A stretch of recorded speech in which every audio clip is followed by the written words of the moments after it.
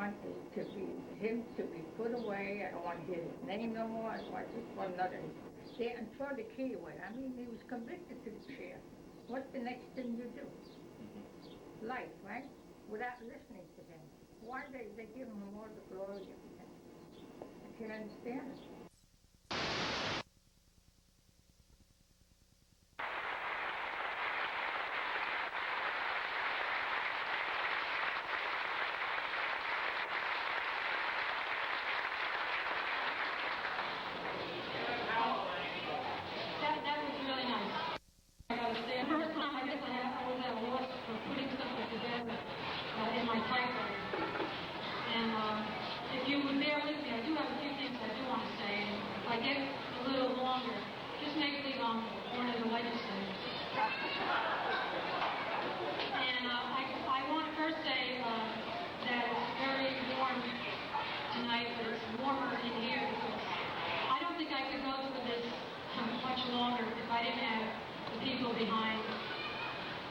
This issue that I have.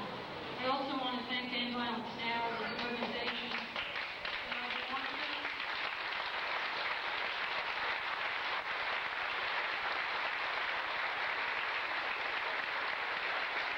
These people are people that got together to work on crime victims' rights. We follow all the different things that are going on within the criminal justice system. We are trying to change law. I was doing it alone for a long time, and then I got called. We really have to stop a meeting like this. This case should never have gone before a parole board. Why do we have a system of justice? We have a court system when the jurors sit for days and days and listen to testimony, give a verdict of guilty without mercy, death sentence, no mercy. Why are we here? Why is this going on and on and on? And I am hopeful that this issue again is going to bring the legislators to their feet, because we want legislation, even though it may not affect us individually, our case, no parole for any violent crime that does not get the death penalty or they get away with it. No parole, period, for violent killers.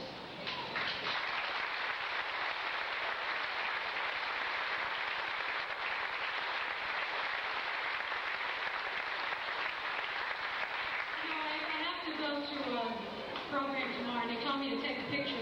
This is the most recent picture I had of Gary. It was taken out of a large picture, so it's blurred, but his eyes are so blue. He has the most beautiful blue eyes, and he has the most beautiful heart. I just wanted to share that with you, even though we don't need props.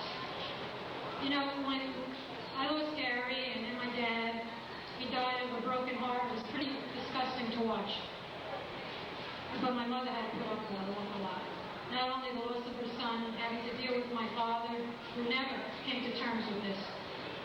And we have recently found out that her health condition was brought about by profound loss and prolonged grief. And it is grief to have to relive this over and over. It's not that any death is easy, but to go through this for 27 years is unbearable. It's wearing me down. It's wearing her down already. All the family members are just sorry.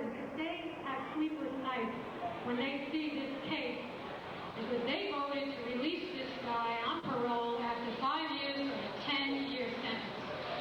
I don't sleep. I have insomnia. I'm up all night. I watch every single show on TV, even Leave It to Beaver. I mean, I can't fall asleep. It's just constantly on my mind, and I've got such an insomnia from it. I just hope that the parole board in New York doesn't sleep either. And when they see the people out here, they know they made a mistake. They ruined our lives. I see some children out there with just say no to this case too. I thought that was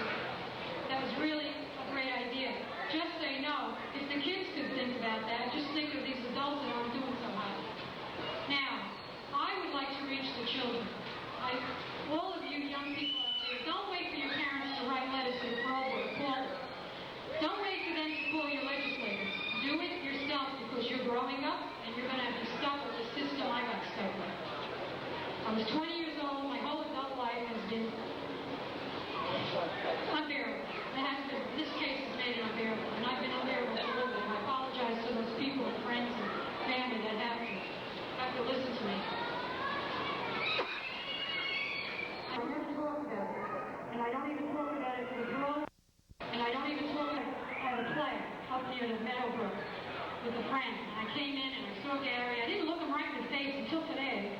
It bugs me because I just saw the side of his face. He was talking to my mom in the kitchen and his girlfriend was there, and I just went to bed. I never realized that he was going to leave and go to the police station. I thought he'd bring his girlfriend home and come home. The phone rang about just before 3 o'clock. I woke up, I answered the phone. The person on the other end said, "Can I speak to your mother?" I said, 3 o'clock in the morning, who wants to speak to my mother? I said, "No, but my dad is awake, he just came out of the bathroom." Well, he came to the phone. Till today, he never told me what was said to him on the phone. All I know is he went hysterical. I can picture it very clearly. He walked in my mother's bedroom. My mother was sleeping. She woke up. He said something happened to Gary. She went crazy. I don't know how I got her dressed and I got dressed. I still don't know how I got there. My uncle took us. But I know we got to this old dilapidated building that was once the police station. We walked in there and sat like an hour, I guess. It seemed like an hour. And I kept saying the Hail Mary. And I said, you know, this can't, let him only be hurt. Don't let him be dead. I kept saying the Hail Mary. It was too late, of course. We didn't know that. And then an officer came in and said, "Mrs. Tedesco, I'm sorry to tell you that your son is dead." Well, she started jumping up and down, screaming. My uncles had to hold her down. I don't know. How could you sleep anymore after that? I can't. Now, it just... Then this story, we start to find out what transpired. Then we go to the funeral home. I never saw Gary in uniform. His grandfather was an expert tailor, tailored with him, and the only time we saw him in uniform was at St. Pandora's funeral home. Imagine that. Till today, I can't believe I did that. And I remember my mother running up to the casket, and she lost a shoe. And she didn't even know it. She hobbled up there, I'll never forget it, and I put the shoe on. She didn't know a thing. She never knew she lost a shoe, and even afterwards she don't remember. And then I remember going in the funeral car on the day of the funeral, and all the streets were clear, and people lined the streets. It was like a little president dying. And then I remember her saying to me, "It's such a sad day, even the stones cry." And you know what? They're still crying. And we're all crying, and we're tired. And then I get involved with legislation. Then I get involved with the media. Then we do a documentary for Channel 5.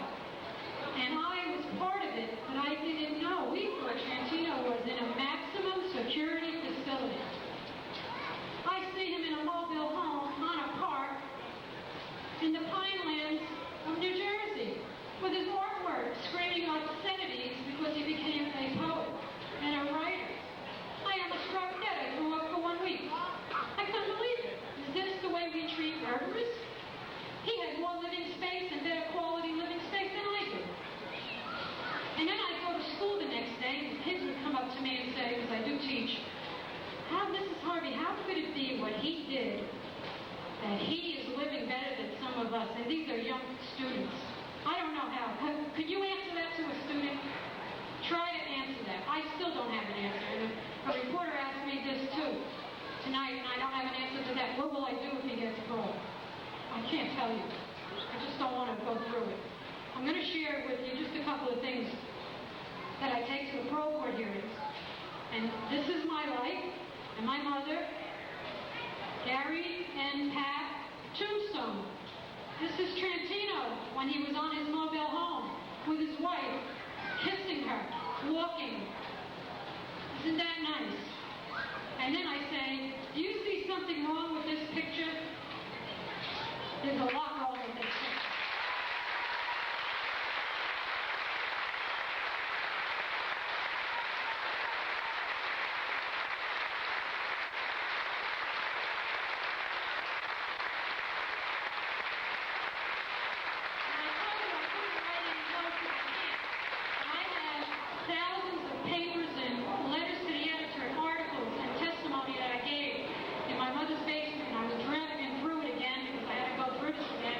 And I found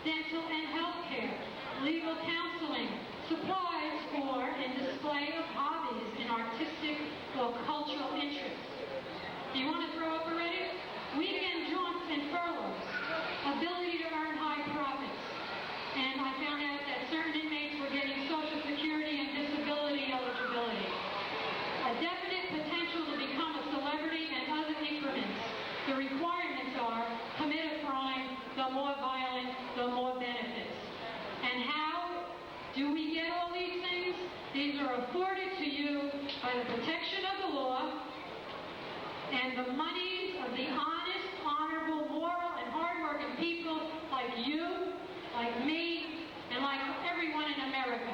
And they raise our taxes, and they tell us that the Victim Compensation Board doesn't have any money. Well, I hate to tell you this, but when you play the lottery, you know who wins? The Department of Corrections last year got over $132 million from lottery funds. It goes to state institutions, but let's get rid of this state institution and give it to a victims' rights group like End Violence Now, and we'll show you what we can do.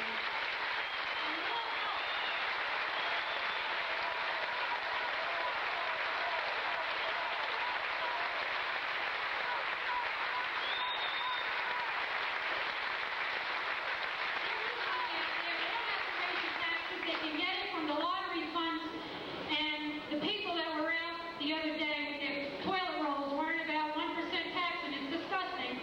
I hope you join us, because I think August 26th would be a great time to have Earth Day and Tax Revolution Day, because we want to stop polluting the earth with this crap of Trentino. We can't worry about an ozone layer, or we can not see the ozone. We'll be dead.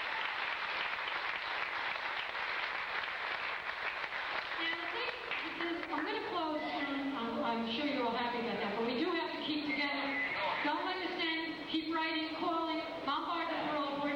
It's not only Trentinos we want to keep. It's all the Trentinos we want to keep in. And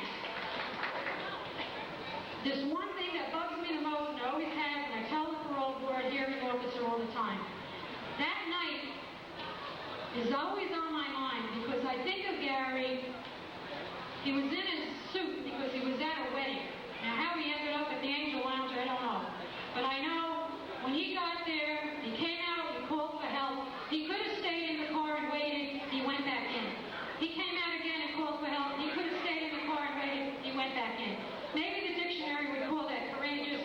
Maybe it would call it bravery. Maybe it was just his need to be a friend to another human being and help them because he knew there was trouble. But he stood there.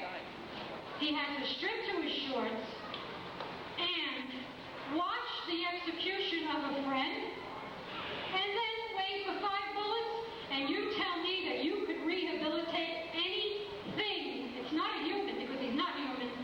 Anything that could do that to a young man, 22 years old, in his jockey shorts and no gun. He wasn't a threat to anybody. But those last minutes, I want to swear, but I will try not to. Those last minutes, could you imagine? Close your eyes and picture the person you love the most going through that. And you won't sleep at night either. And you have to keep thinking of that, because we got to keep fighting. I don't know how much more I can fight. I apologize to my family and my friends, because they had to listen to me. And my mood changes and everything else. But please, keep at it. You have to help us, because we're all potential victims. And we have to change things around, and New Jersey is going to be the leader of all the other states, because we did start the lead in victims' rights. Thank you, and God